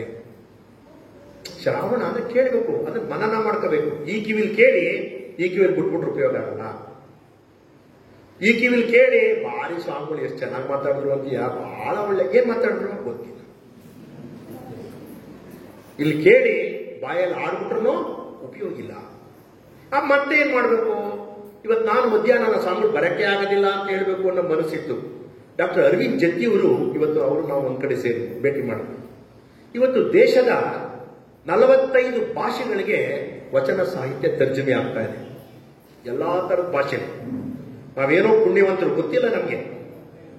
ಯಾವುದೋ ವಿಶ್ವಮಾನ್ಯ ಬಸವಣ್ಣ ಅಂತನ್ನುವ ಬಸವಣ್ಣನನ್ನ ಇನ್ನು ಸಂಕುಚಿತವಾಗಿ ನೋಡೋ ಮನಸ್ಸು ನಮ್ಮ ತಲೆ ಒಳಗಿದೆಯಲ್ಲ, ನಮಗ್ ಗೊತ್ತೇ ಇಲ್ಲ ಅಲ್ವಾ? ಹೊಸ ಹೊಸ ವಿಚಾರಗಳನ್ನ ಇನ್ನು 100 ವರ್ಷ ಹೋದ್ರೂ ಅದರದೇ ಆದ ತತ್ವ ಸಿದ್ಧಾಂತವನ್ನು ಕೊಡುವ ಶಕ್ತಿ ಇರೋದು ವಚನ ಸಾಹಿತ್ಯಕ್ಕೆ. ಅಂತ ವಚನ ಸಾಹಿತ್ಯವನ್ನು ಕಂಡೇ ಪ್ರಪಂಚವೇ ವಿಸ್ಮಯಗೊಳಿಸುವ ಬೇರೆ ಬೇರೆ ದೇಶಗಳು ಬಸವಣ್ಣನವ್ರನ್ನ ಲಾರ್ಡ್ ಬಸವ, ವಿಶ್ವಮಾನ್ಯ ಬಸವ, ಪ್ರಪಂಚಕ್ಕೆ ಪರಿಚಯ ಕೊಟ್ಟಂತ ಬಸವ. ನಮ್ಮಲ್ಲೇ ನಮ್ಗೆ ಆಯ್ತಾ ಇಲ್ಲ ಅಲ್ವಾ? ಇವನಾರವ ಇವನಾರವ ಇವನಾರವನೆಂದೆನಿಸದೆ ಇವ ನಮ್ಮವ ಇವ ನಮ್ಮವ ಇವ ನಮ್ಮವನೆಂದೆನಿಸಯ್ಯ, ಕೂಡಲ ಸಂಗಮ ದೇವಯ್ಯ ನಿಮ್ಮ ಮನೆಯ ಮಗನೆಂದೆನಿಸಯ್ಯ. ಯಾರನ್ನು ಬೇರೆಯವರು ನನ್ನವರು ಅನ್ನೋದು ಬೇಡ, ನಿಮ್ಮನೇಲೆ ನಿಮ್ಮಲ್ಲಿರೋರ್ನೇ ನನ್ನವರು ಅನ್ನೋ ಕಾಯ್ತಾ ಇಲ್ವಲ್ಲ? ಯಾಕೋ ಏನೋ ಗೊತ್ತಾಯ್ತಾ ಇಲ್ವಲ್ಲ?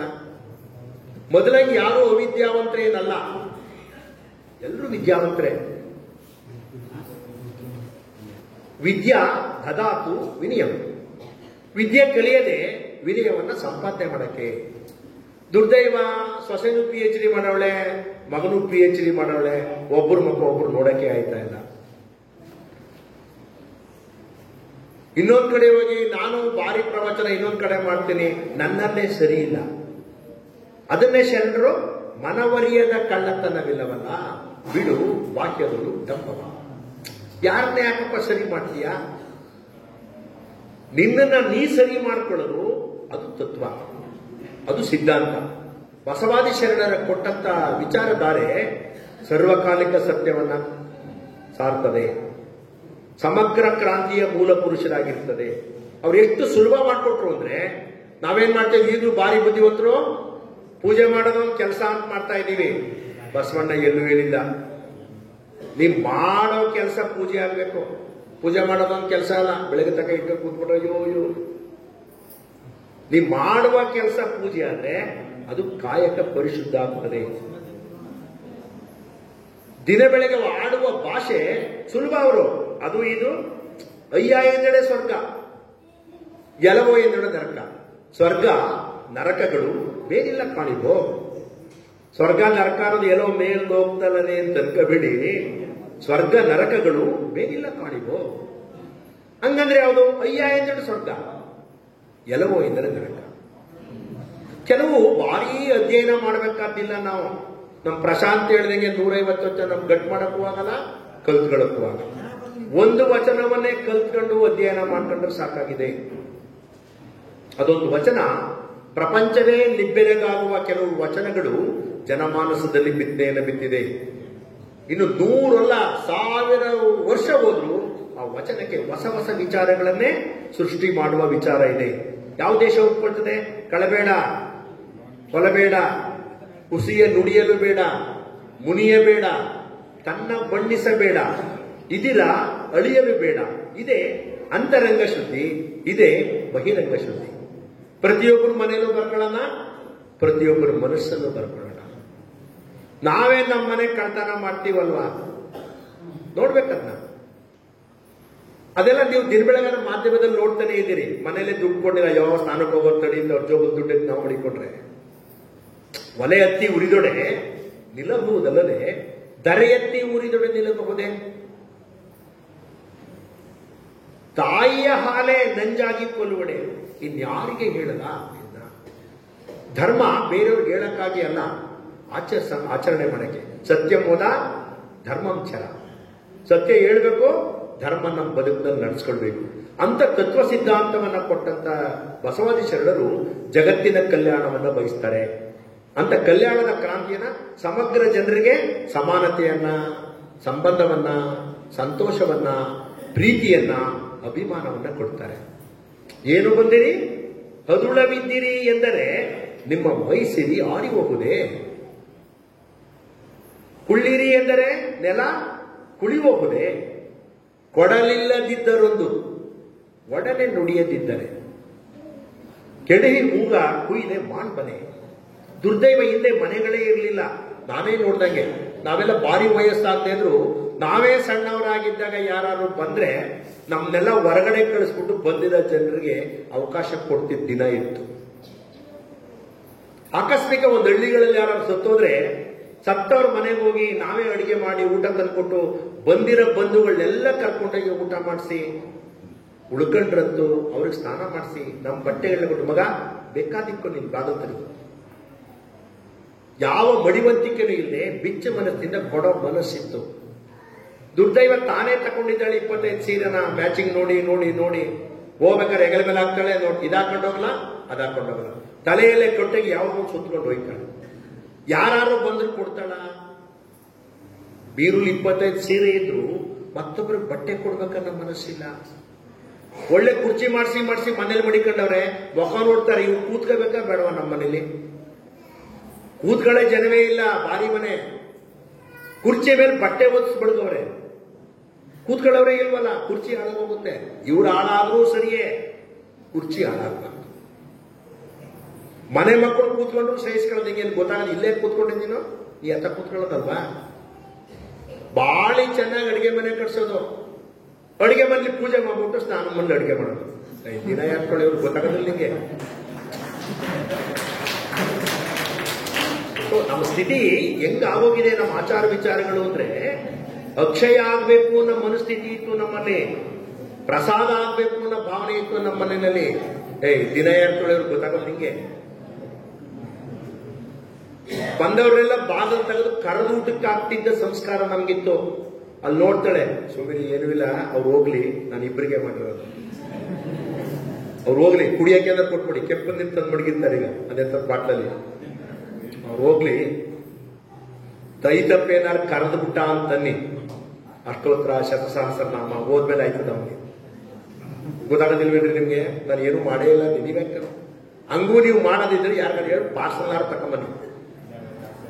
ನಮ್ಮ ಮನಸ್ಸು ಎಷ್ಟು ಕೆಟ್ಟೋಗಿದೆ ಅಂದ್ರೆ ಬಹಳ ಅಸ್ತವ್ಯಸ್ತ ಆಗೋಗಿದೆ. ಯಾರಿಗೆ ಹೇಳೋದಿನ್ನ? ಹಿಂದೆ ಮಕ್ಕಳ ಕೈ ಕೊಟ್ಬಿಟ್ಟು ಯಾರಿಗಾರೋ ಕೊಡುವಾಗ ಅಂತ ಹೇಳ್ತಿದ್ದ ಕಾಲ ಇತ್ತು. ಈಗ ತಾಯಿ ಆದವಳು ಹೇಳ್ತಾಳೆ, ಜೋಪಾನ ನೀನ್ ಯಾರಿಗೂ ಕೊಡಬೇಡ, ಒಬ್ಬರ ಕೈ ಮುಟ್ಟಿಸ್ಬೇಡ.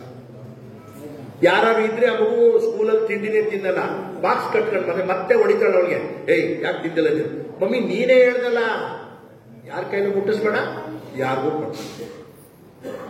ಇಂಥ ಸಂಸ್ಕಾರವನ್ನ ನಾವು ಮನೇಲಿ ಕಳಿಸಿ ಕಳಿಸಿದ್ರೆ ಹೇಗೆ ಬೆಳೆಯಕ್ಕೆ ಸಾಧ್ಯ? ದಿನವೆಲ್ಲ ನಾವು ದೀಪ ದೀಪ ದೀಪ ದೀಪ ಅಂತ ನೆನಕೊಂಡ್ರೆ ಬೆಳಕು ಬರಕ್ ಸಾಧ್ಯ ಇಲ್ಲ. ಎಣ್ಣೆನೂ ಹಾಕ್ಬೇಕು, ಬತ್ತಿನೂ ಹಾಕ್ಬೇಕು, ಹಚ್ಚವರು ಈ ತರದ ಪುಣ್ಯವಂತರು ಬೇಕು. ಇದು ದೀಪ ಬೆಳಗುವ ಹಬ್ಬ. ಶ್ರಾವಣ ಮಾಸದ ವಿಚಾರಧಾರೆ ಮನಸ್ಸಿನ ಬೆಳಕನ್ನ, ಕತ್ತಲೆಯನ್ನು ಹೋಗಲಾಡಿಸಿ ಮನದ ಬೆಳಕನ್ನ ಬೆಳಗುವ ಮಹಾಕಾರ್ಯ. ಹಾಗಾಗಿ ಮಠ ಬೇಕು. ಈಗ ಈ ಊರ್ಲೇನೋ ಮಠ ಅದೇ, ಪಕ್ಕೂರ್ ಮಠನೇ ಇಲ್ಲ. 2 ದಿನ ಹೋಗದೆ ಹೋದ್ರೆ ಅವಳು ಹೇಳ್ತಾಳೆ, ನಾಳೆ 3 ದಿನ ಇರಲ್ಲ, ನನ್ನ ಮನೆ ಮಠ ಜೋಪಾನ. ಅವ್ರ ಮಠನೇ ಇಲ್ಲ. ನಿಮ್ ಕಡೆ ಇಲ್ಲಿ ಸಮಾಜ ಅದೇ, ಸಮುದಾಯ ಅದೇ, ಸಂಬಂಧ ಅದೇ, ಸಂಪತ್ತದೆ. ಕೆಲವು ನಮ್ಮ ಹಳ್ಳಿಗಳಲ್ಲಿ ಲಿಂಗಾಯತರು ಇಲ್ಲ, ಅಲ್ಲಿ ಮಠನೂ ಇಲ್ಲ, ಊರು ಇಲ್ಲ. ಆದ್ರೂ ಪಕ್ಕದ ಮನೆಯೊಳಗೆ ಏನ್ ಹೇಳ್ತಾಳೆ, ನಾವು 3 ದಿನ ಇರಲ್ಲ, ನಮ್ಮ ಮನೆ ಮಠ ಜೋಪಾನ ನೀನು. ಅಲ್ಲಿ ಮಠ ಒಂದು ವ್ಯಕ್ತಿಯ ಅವಿಭಾಜ್ಯ ಅಂಗ. ಸರ್ವಾಂಗೀಣ ಪ್ರಗತಿಯನ್ನ ಕಾಣುವ ಒಂದು ವಸ್ತು ಅಂತಿದ್ರೆ ಅದು ಮಠ. ಮನಸ್ಸಿಗೆ ಸಮಾಧಾನವನ್ನು ತಂದುಕೊಡ್ತದೆ, ಸಂಬಂಧವನ್ನು ತಂದುಕೊಡ್ತದೆ. ಬೇಸರಿಕೆ ಆದಾಗ ಸಮಸ್ಯೆ ಸಹಜ. ಒಂದು ಸಂಸಾರದಲ್ಲಿ ಕೆಲವು ಸಮಸ್ಯೆ ಸತ್ಯ. ಅವನೆಲ್ಲೋದನ್ನು ಮಾಡ್ತಾ ಕೂತಿರ್ಬೇಕು, ನೋಡ್ಕೊಂಬ. ನಿಮ್ ತಾತ ಎಲ್ಲೋದ್ರು? ಎಲ್ಲೂ ಹೋಗಲ್ಲ. ಎಲ್ಲರೂ ಹೋಗಿದ್ರೆ ಆ ಜಡೆ ಸಂಬಂಧ ಮಾತಾಡ್ಕೊಂಡು ಕೂತಿರು ಕರ್ಕೊಂಡ್ಬೋದು. ಮನುಷ್ಯನ ಮನಸ್ಸಿಗೆ ಬೇಸರಿಕೆ ಬಂದಾಗಲೂ ಮಠ ಆಶ್ರಯವನ್ನು ಕೊಡ್ತದೆ. ಚೆನ್ನಾಗಿರೋ ಅಂತ ಮನಸ್ಸನ್ನ ಪ್ರಫುಲ್ಲಗೊಳಿಸಕ್ ಮಠ ಕೆಲಸ ಮಾಡ್ಕೊಡ್ತದೆ. ಸ್ವಾಮಿಗಳು ಹೇಳಿ ಕೇಳಿ ವಚನ ಪಾಠ ಮಕ್ಕಳಿಗಲ್ಲ, ತಾಯಿಯಂದ್ರಿಗೆ ಕಲಿಬೇಕು. ಮಹಾಪ್ರಸಾದ ಆಗ್ಬೇಕು. ಮಾಡೋದೆಲ್ಲ ಮಹಾಪ್ರಸಾದ ಆಗ್ಬೇಕು. ಈ ದೇಶದ ಪರಂಪರೆ ವಸುದೈವ ಕುಟುಂಬಕಂ, ವರ್ಗ ವರ್ಣ ಜಾತಿ ಜನಾಂಗ ಭೇದ ಭಾವವನ್ನು ಬಿಟ್ಟು ಸರ್ವರನ್ನೂ ಒಳಗೊಂಡಂತ ತತ್ವ ಸಿದ್ಧಾಂತವನ್ನು ಕೊಟ್ಟಂಥದ್ದು ಈ ದೇಶದ ಪರಂಪರೆ. ಅಂತ ಪರಂಪರೆಯ ರೂವಾರಿಗಳಾಗಿ ಬಸವಣ್ಣ ಇಡೀ ಪ್ರಪಂಚಕ್ಕೆ ತನ್ನ ಬೆಳಕನ್ನು ಕೊಟ್ಟಿದ್ದಾರೆ. ಯಾವುದೋ ಜನ್ಮದ ಪುಣ್ಯ, ಅವರ ಪರಂಪರೆಯವರಾಗಿದ್ದೀವಿ ನಾವು. ಅದನ್ನು ಬಾಯಲ್ಲಿ ಹೇಳ್ಕೊಂಡ್ರೆ ಸಾಲದು, ನಾವು ಸ್ವಲ್ಪ ನಡ್ಕೋಬೇಕಲ್ವಾ?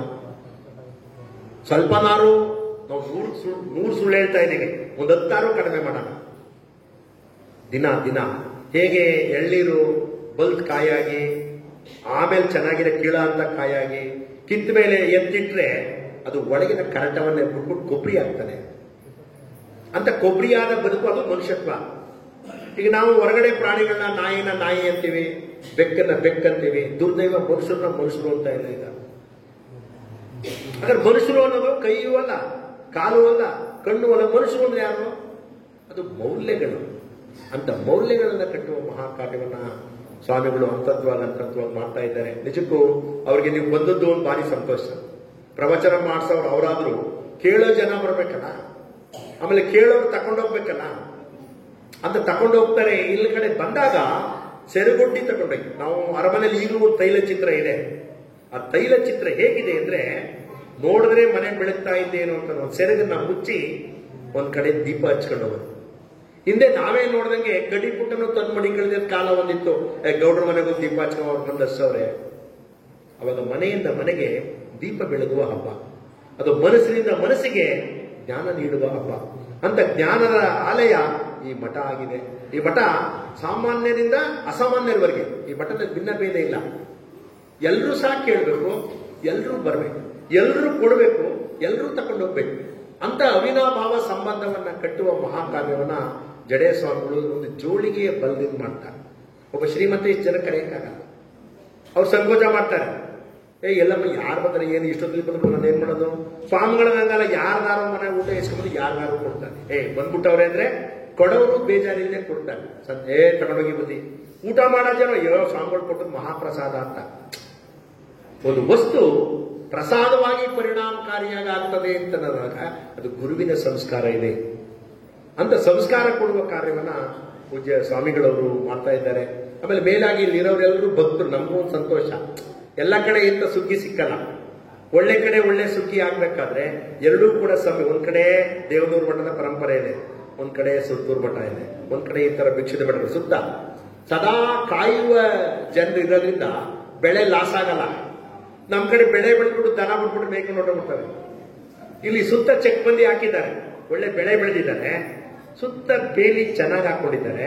ಆ ಬೆಳೆ ಕಾಯುವಂತ ಇಂಥ ಹಿರಿಯ ಜನರಿದ್ದಾರೆ. ಹಾಗಾಗಿ ಬೆಳೆಯಂತ ಇಂಥ ಮಕ್ಕಳನ್ನ, ಬೆಳೆದಿರ ಮಕ್ಕಳನ್ನ, ಹಿರಿಯರನ್ನ, ಮೇಲಾಗಿ ಸಮುದಾಯದ ಸಮಗ್ರ ಜನರನ್ನ ಸಂತೈಸುವ ಮಹಾಕಾರ್ಯವನ್ನ ಪೂಜ್ಯ ಸ್ವಾಮಿಗಳು ಮಾಡ್ತಾ ಇದ್ದಾರೆ. ಇಂಥ ಕಾರ್ಯಕ್ಕೆ ತುಂಬಾ ಸಮಯ ಆಗೋಗಿದೆ. ನೀವು ಎದ್ದೋಗ್ಬೇಕು ಅಂತ ನಿಮ್ಗುವೆ, ನಾನು ಹೊಂಟೋಗ್ಬೇಕು ಅಂತ ನಮ್ಮಿಬ್ರದ್ದು ಹಿಂಗೆ ಆಗಿದೆ. ಬಟ್ ನೀವು ಏನೋ ಕೂತಿದ್ರಿ, ನಮ್ಮ ಪುಣ್ಯ. ಸ್ವಾಮಿಗಳು ಬಿಡಲ್ಲ, ನೀವೇನು ಹೇಳಲೇಬೇಕು ಸ್ಪೃತಿ, ನಾನು ಬರೋದಿಲ್ಲ ಅಂತ ತಪ್ಪಿಸ್ಕೊಳಕ್ ಮಾಡಿದ್ದಾನೆ, ಎಲ್ಲೆಲ್ಲಿಂದೋ ಬಂದವನು. ಆದ್ರೂ ಅವರ ನಮ್ಮ ಬಾಂಧವ್ಯ ಏನೋ ಒಂದು ಅಭಿಮಾನ. ಮನುಷ್ಯನಿಗೆ ನಿಜವಾದ ಪ್ರೀತಿ ಇದೆಯಲ್ಲ, ಅದು ಬೆಲೆ ಕಟ್ಟಕ್ಕಾಗದೇ ಇರೋ ಸಂಪತ್ತು. ಚಿನ್ನಕ್ಕೆ ಇವತ್ತಂದ್ರೆ 1,10,000 ಕೊಡ್ಬೋದು, ಒಂದು 10 ಗ್ರಾಮ್ಗೆ. ಜಾಸ್ತಿ ಕೊಟ್ಟರೆ ದಡ್ರು ಅಂತಾರೆ. ಆನ್ಲೈನ್ ಬಿಸ್ನೆಸ್ ಇವತ್ತು. ಆದ್ರೆ ಮೌಲ್ಯಕ್ಕೆ ಬೆಲೆ ಕಟ್ಟಕ್ಕಾಗಲ್ಲ. ಅಂತ ಮೌಲ್ಯದ ಕಣಿಯಾಗಿ ಸ್ವಾಮಿಗಳು ಜಗತ್ತಿಗೆ ಒಳ್ಳೆ ಕೆಲಸ ಮಾಡ್ತಾ ಇದ್ದಾರೆ. ಈ ಮಠದ ಬದುಕು ಗೊತ್ತು. ನಾನು ಹೇಳಿ ಗದ್ಗೆ ಆಗಿರೋ ಸ್ವಾಮಿಗಳೇ ಗೊತ್ತು ನನಗಿಂತಲಿದ್ದು. ಅವರು ನನಗಿಂತಲೂ 2 ವರ್ಷ ವಯಸ್ಸಲ್ಲಿ ದೊಡ್ಡವರಿದ್ರು. ಅವ್ರು ಸಾತ್ನೂರ್ಲಿದ್ರು. ಹಾಗೂ ಅವ್ರಿಗೇನು ಆಸೆ ಅಂದ್ರೆ ನಮ್ಮ ಕಡೆ ಸ್ವಾಮಿಗಳು ಅಂದ್ರೆ ಆಸೆ. ಸಾತ್ನೂರ್ ದೊಡ್ಡ ಸ್ವಾಮಿಗಳು ಗೊತ್ತು ನನಗೆ, ಇಲ್ಲಿ ಶಿವಪ್ಪ ದೇವರು ಗೊತ್ತು. ಇವರೆಲ್ಲ ಒಟ್ಟಿಗೆ ನನಗಿನ್ನ ವಯಸ್ಸಲ್ಲಿ 1 ವರ್ಷ ಇದಾದ್ರು ಅಲ್ಲಿ ಸಾತ್ನೂರ್ಲಿದ್ರು. ಸಾತ್ನೂರ್ಲಿ ಕರ್ಕೊಂಡು ಹೋದ್ರು ನಮ್ ಕರೆಸಿ ಅವರು ಊಟಕ್ಕೆ ಇಕ್ಬೇಕು, ಒಳ್ಳೆ ಟೀ ಕೊಡ್ಬೇಕು.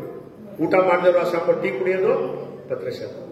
ಅವಾಗ ಅವ್ರಿಗೇನು ಅಂದ್ರೆ, ನಾನು ಆವಾಗ ಕೃಷ್ಣಗಿರಿ ಧರ್ಮಪುರಂ ಹೋಗ್ತಿದ್ದೆ ಕನಕಪುರ ಸಂಬಳ ಜೊತೆ. ಅವಾಗ ಇದೆಲ್ಲ ಅವ್ರಿಗೆ ಬೇಕಾಗಿರೋ ವಸ್ತು ಸಿಗೋದು. ಅವ್ರ ಕೈ ಮುಗಿದು ತಂದು ಕೊಟ್ಬಿಡಿ ನನಗೆ. ಸಂಬಂಧ ಯಾವ ನಿರೀಕ್ಷೆಯಲ್ಲೇ ಸಂಬಂಧ ಮಾಡೋದಲ್ಲ, ಅದು ನಿಜವಾದ ಪ್ರೀತಿ, ಬೆಲೆ ಕಟ್ಟಕ್ಕಾಗಲ್ಲ ಅದಕ್ಕೆ. ಅದೇ ರೀತಿ ಆ ಸ್ಥಾನಕ್ಕೆ ಜಡೆ ಸ್ವಾಮಿಗಳು ತುಂಬಾ ಹತ್ತಿರದಿಂದ ಅಭಿಮಾನವನ್ನು ಇಟ್ಕೊಂಡು ಪ್ರೀತಿಯಿಂದ ಅವ್ರು ಇದನ್ನೆಲ್ಲವನ್ನ ಕಟ್ಟಿರೋದು ಪ್ರೀತಿಯಿಂದ. ಯಾರೋ ಶ್ರೀಮಂತ ಮನೆ ಕಟ್ಕೊಂಡ್ರು ಸಂಪತ್ತಿನಿಂದ, ಇವರು ಪ್ರೀತಿಯ ಸಂಬಂಧದಿಂದ ಕಟ್ಟಿದ್ದಾರೆ. ಇಲ್ಲಿ ಪ್ರೀತಿಯನ್ನೇ ತೊಡಗಿಸಿದ್ದಾರೆ, ಸಂತೋಷವನ್ನೇ ಮಡುಗಟ್ಟಿದ್ದಾರೆ. ಅಂತ ಸಂತೋಷವನ್ನ ಸಮೃದ್ಧಿಗೊಳಿಸುವ ಮಹಾಕಾರ್ಯವನ್ನ ನಿಮ್ಗಳಿಗೆಲ್ಲರಿಗೂ ಬಿಟ್ಟಿದ್ದಾರೆ. ನೀವೆಲ್ಲ ತಗೊಂಡೋಗಿ ಸ್ವಾಮಿಗಳು ಕರೀದಿರೋ ಬರ್ಬೇಕು. ಏನ್ ಬುದ್ಧಿ ಬರ್ತಾವ್ರೆ ಅಂತ ಅವ್ರಿಗೆ ಎಲ್ಲ ಹೋಗ್ಬಿಡ್ಬೇಕು. ಶ್ರಾವಣ ಮಾಸ ಅಂದ್ರೆ ಕೇಳಿ, ಕಿವಿ ಒಳ್ಳೇದ್ ಮಾಡ್ಕೊಳ್ಳಿ, ಕಣ್ಣನ್ನ ಒಳ್ಳೇದ್ ಮಾಡ್ಕೊಳ್ಳಿ. ನೋಡಿ, ನಿಜಕ್ಕೂ ಕತ್ತಿನ ಮೇಲೆ ಒಯ್ದವಲ್ಲ, ಒಬ್ರಿಗೊಬ್ರು ಸಂಬಂಧ ಇಲ್ಲ. ನಾವು ಮನೆಗಳ ಸುಮ್ಮನಿಗಳ ಪಕ್ಕದ ಮನೆ ಕಿವಿಗೆ ಗೋಡೆ ಹಾಕೊಂಡು ಕಿವಿ ಕೊಟ್ಟು ಮನೆಗಳು ಕಣ್ಣು ನೋಡೇ ಇರಲ್ಲ. ನೋಡ್ದೇವೆ ವಿಚಾರ ನಾಲ್ಗೆ ಮಾತಾಡ್ತದೆ. ನೋಡಿ ಹೆಂಗ್ ಸಂಬಂಧ ಹೆಂಗ್ ಮಾಡ್ಕೊಂಡು ದೇವರು. ಕಿವಿ ನೋಡೇ ಇಲ್ಲ, ಪಕ್ಕದ ಮನೆ ಕಿವಿ ಕೊಟ್ಟು ಅವ್ರ ಮನೆ ವಿಷಯ ಕೇಳ್ತದೆ. ಕಣ್ಣು ನೋಡೇ ಇಲ್ಲ, ನೋಡ್ದವನಿಗಿಂತ ಹೆಚ್ಚಾಗಿ ನಾಲ್ಗೆ ಹೇಳುತ್ತೆ. ಕಣ್ಣು ಎಲ್ಲ ಅಕ್ಕಪಕ್ಕನೇ ಇರೋದು, ಒಬ್ಬರಿಗೂ ಸಂಬಂಧವಿಲ್ಲದೆ ಬದುಕ್ತಾ ಇದ್ದೀನಿ. ಆ ಕಣ್ಣಿಗೆ ಒಂದು ಸಂಸ್ಕಾರ ಬೇಕು, ಕಿವಿಗೆ ಒಂದು ಸಂಸ್ಕಾರ ಬೇಕು, ನಾಲಿಗೆಗೆ ಒಂದು ಸಂಸ್ಕಾರ ಬೇಕು.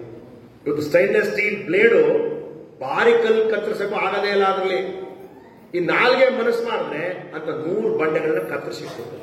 ಬರೀ ನಾಲ್ಗೆ ಶುದ್ಧವಾಗಿ ಇಟ್ಕೋಬೇಡವಾ? ಆ ನಾಲ್ಗೆ ಶುದ್ಧವಾಗಿ ಇಟ್ಕೋಬೇಕು ಅಂದ್ರೆ ಮನಸ್ಸು ಶುದ್ಧವಾಗಿರ್ಬೇಕಾಗ್ತದೆ. ಆ ಮನಸ್ಸು ಶುದ್ಧವಾಗಿರ್ಬೇಕಾದ್ರೆ ಮನಸ್ಸಿಗೆ ಸಂಸ್ಕಾರ ಬೇಕಾಗ್ತದೆ, ಅದಕ್ಕೊಂದು ಸಂಬಂಧ ಬೇಕಾಗ್ತದೆ, ಅದಕ್ಕೊಂದು ನಡವಳಿಕೆ ಬೇಕಾಗ್ತದೆ. ಅಂತ ನಡವಳಿಕೆಯನ್ನು ಕಲಿಸುವ ಈ ಮಠ ಶ್ರಾವಣ ಮಾಸದ ಪೂಜಾ ಕಾರ್ಯವನ್ನು ಇಟ್ಕೊಂಡು ಇದೊಂದು ನೆಪ ಮಾಡಿ ನಿಮ್ಗೆಲ್ಲ ಒಳ್ಳೆ ಅಡಿಗೆ, ಒಂದ್ ರೀತಿ ಭಕ್ಷ್ಯಭೋಜ್ಯ ಉದರಕ್ಕೆ, ಜ್ಞಾನ ಭೋಜ್ಯ ತಲೆಗೆ, ಎರಡು. ಒಂದ್ ಕಡೆ ಒಲೆಯಲ್ಲೂ ಅಡಿಗೆ ಮಾಡಿರೋದು ರೆಡಿಯಾಗಿದೆ, ತಲೆಯಲ್ಲಿ ಅಡಿಗೆ ರೆಡಿಯಾಗಿರೋದು ರೆಡಿಯಾಗಿದೆ. ಎರಡೂ ಭಕ್ಷ್ಯಭೋಜ್ಯಗಳನ್ನ ಸ್ವಾಮಿಗಳು ಜೋಳಿಗೆ ಇಸ್ಕೊಂಡ್ಬಂದ್ಬಿಟ್ಟವರಲ್ಲ, ನಿಮ್ಮಂತ ಪುಣ್ಯವಂತರು ಯಾರು ಸಿಗ್ತಾರೆ? ಅದನ್ನು ಸರಿಯಾದ ರೀತಿ ಬಳಕೆ ಮಾಡೋ ಕೆಲಸ ನಿಮ್ಗಳದಾಗಬೇಕು. ಹೇಳಿ ಕೇಳಿ ಗುರುಮಲ್ಲೇಶ್ವರರ ಪರಂಪರೆ ಇದ್ರೆ ಬಾಗಿದ ತಲೆ ಮುಗಿದ ಕೈ ಆಗಿರಿಸು. ಎಲ್ಲರೂ ನಾವು ಒಳ್ಳೆಯವರು ಅಂದ್ಮೇಲೆ ಜಗಳ ಬರ್ತದೆ, ಸಾಧ್ಯ ಇಲ್ಲ. ಅದನ್ನ ಬೇರೆಯವರು ಮಾರ್ಗದರ್ಶನವಾಗಿ ತಗೋಬೇಕಾಗ್ತದೆ. ದುರ್ದೈವ ಇತ್ತೀಚಿನ ದಿನಮಾನ ನಮ್ಮ ಮಕ್ಕಳ ನಡೆ ನೋಡಿ, ಸ್ವಾಮಿಗಳು ಹೇಳಿದ್ರು, ಇವತ್ತೆಲ್ಲ ಒಂದು ವ್ಯಸನಕ್ಕೆ ಸಿಕ್ಕಾಕೊಂಡ್ಬಿಟ್ಟಿದೀವಿ. ಆನ್ಲೈನ್ ರಮ್ಮಿ ಆಡಿ ಅಂತ ಸರ್ಕಾರ ಕೊಟ್ಟದ್ದು, ಯಾವ ಮೊಬೈಲ್ ತೆಗೆದ್ರು ಮಕ್ಕಳಿಗೆ ರಮ್ಮಿ ಆಡೋದು ತೋರಿಸ್ತದೆ. ತಾಯಿ ಎದೆಯಲ್ಲಿ ಕೊಡೋ ಬದಲು ಸುಮ್ಮನಿರ್ಸಕ್ಕೆ ಅವಳು ಮೊಬೈಲ್ ಕೊಟ್ಟು ಸುಮ್ಮನಿರಿಸ್ಬಿಡ್ತಾಳೆ. ವ್ಯವಸ್ಥೆ ಎಷ್ಟು ಕೆಟ್ಟೋಗಿದೆ ಅಂದ್ರೆ, ಯಾವುದನ್ನ ನಿಜವಾದ ಸಂಸ್ಕಾರ ಮಾಡಬೇಕಾಗಿತ್ತೋ ಅದನ್ನೆಲ್ಲ ಬದಿಗಿಟ್ಟು ಬೇರೆ ಬೇರೆ ಕೆಲಸಗಳು ಆಗ್ತಾ ಇದೆ. ನಿಜಕ್ಕೂ ಇಲ್ಲಿ ವಿಚಾರಕ್ಕೆ ಹೆಣ್ಣು ಇಲ್ಲ ಗಂಡು ಇಲ್ಲ ಅಂತ ಒಳ್ಳೆಯ ವಿಚಾರಧಾರೆಗಳನ್ನ ಸದಾ ಸ್ವೀಕರಿಸುವ ಮನೋಭೂಮಿಕೆ ಬೇಕಾಗ್ತದೆ. ಅಂತ ಮನೋಭೂಮಿಕೆಯನ್ನು ಸಿದ್ಧ ಮಾಡುವ ನಮ್ಮ ಜಡೇ ಸ್ವಾಮಿಗಳು ಎಲ್ಲರ ಪ್ರೀತಿ ವಿಶ್ವಾಸನೂ ಕಟ್ಕೊಂಡಿದ್ದಾರೆ. ಪಾಪ ಅವರು ಎಷ್ಟು ಪ್ರೀತಿಯಿಂದ ಕಾಣ್ತಾರೆ ಅಂದ್ರೆ ಅದನ್ನ ಎದುರಿಗೆ ಹೇಳಿದ್ರೆ ಹೊಗಳಿಕೆ ಆಗ್ತದೆ, ಹೊಗಳೋ ಅಗತ್ಯ ಇಲ್ಲ. ಸಕ್ಕರೆನ ಸಕ್ಕರೆ ಅಂತ ಹೇಳಕ್ ನಾನೇ ಕೇಳಬೇಕು, ಬಾಯಿಗೆ ಹಾಕೊಂಡವ್ರಿಗೆಲ್ಲ ಗೊತ್ತು.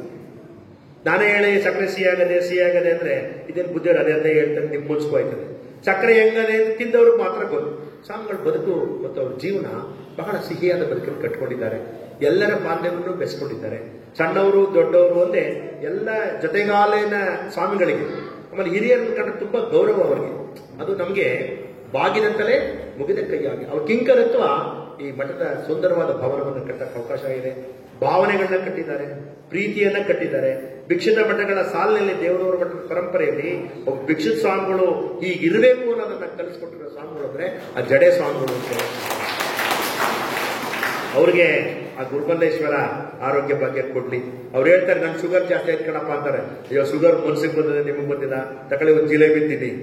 ಆಮೇಲೆ ನಾವೊಂದು ತಿಂದ್ಬಿಡ್ತಾರೆ ಪಾಪ. ಆಮೇಲೆ ಏನ್ ಮಾಡೋದು ಬುದ್ಧಿ, ಡಾಕ್ಟರ್ ಮಾತ್ರೆ ಕೊಟ್ಟವ್ರೆ, ಅದು ಎಷ್ಟು ಬುದ್ಧಿ ನುಂಗೋದು ಅಂತಾರೆ. ಅಯ್ಯೋ, ಮಾತ್ರೆ ನುಂಗ್ಬೇಡ್ರಿ, ಆಹಾರವನ್ನೇ ಔಷಧಿಯನ್ನಾಗಿ ಆಲೋಚನೆ ಮಾಡ್ಕೊಳ್ಳಿ.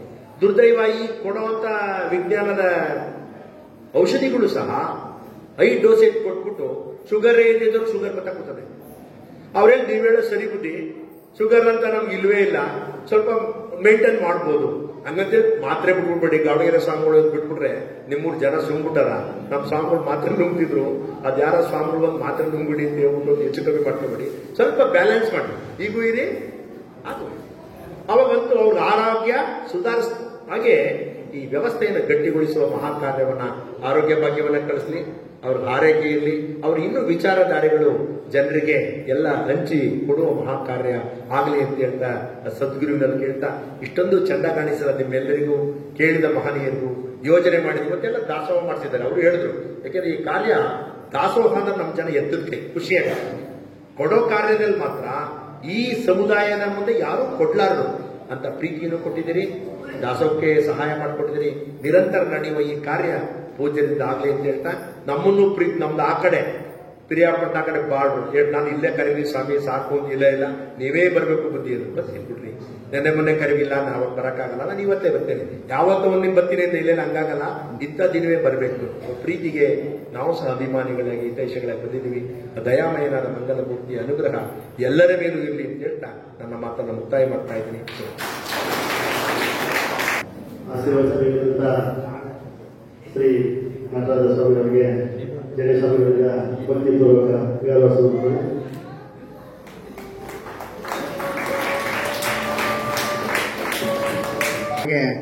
ಗೌರವ ಸಮರ್ಪಣೆ. ಗಟವಾಡಿಪುರದ ಚಂದ್ರಶೇಖರ ಸ್ವಾಮೀಜಿಯವರಿಗೆ ಗೌರವ ಸಮರ್ಪಣೆ.